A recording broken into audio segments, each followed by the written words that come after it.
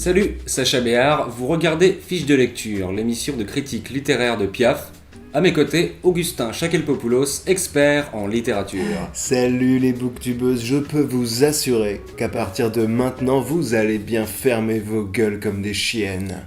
Aujourd'hui, Charlotte de David Fuenquinos, qui retrace la vie d'une artiste peintre de son enfance à Berlin jusqu'à sa mort à Auschwitz. Voilà, pour résumer... Ah oui, aussi, il y a des nazis. Et de prime abord, il me semble urgent d'aborder la mise en page de l'auteur.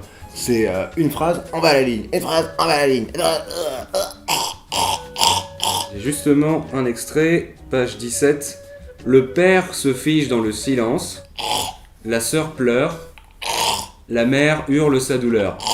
Et c'est comme ça durant tout le bouquin. C'est un livre que je recommanderais dans le cadre d'un challenge. Exactement, ça aurait pu être le nouveau choix de Sophie, mais sans expliquer pourquoi, l'auteur refuse d'enchaîner correctement des phrases. Waouh, c'est quand même bizarre!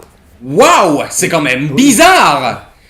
Quant au contenu, je l'ai trouvé assez bancal. Il y a des phrases très belles et justes, typiquement fuenquinosiennes, comme à la page 89. Il se met à parler de Kafka. Comme ça, c'est une irruption de Kafka. Fuenquinos tout craché. Et hélas, des passages où l'on ne reconnaît pas la patte de l'auteur. Francisca adorait Noël. Elle passait des heures à décorer l'arbre. Voilà, tu me permets, mais c'est pas du tout Fuenquinos. Oh non. Note finale 10. Je voudrais juste dire en fait que c'est assez grave ce qui s'est passé à l'époque. Moi j'étais pas forcément au courant. Donc bon, c'est l'histoire d'une nana qui s'appelle, je sais plus, putain, je vais vous dire tout de suite. Robert, bah non, bah c'est pas ça. Continue. Fleur, ah bah non, bah là c'est utilisé comme nom commun, donc même si c'était ça, ce serait pas ça. Continue. David, bah non, bah ça doit être sûrement l'auteur, ça peut pas être ça. Continue. Beyoncé, non, bah ça c'est moi qui l'ai mis, je t'expliquerai. Continue. Charlotte, c'est ça. Donc bon, ça se passe pendant la guerre.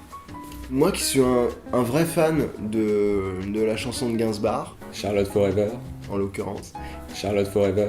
et ben je dois dire que j'étais assez déçu dans ce bouquin par la récurrence des COI, complément d'objet indirect. Fuenquinos est un de mes écrivains préférés de tous les temps, avec Céline, mais là, on l'a perdu.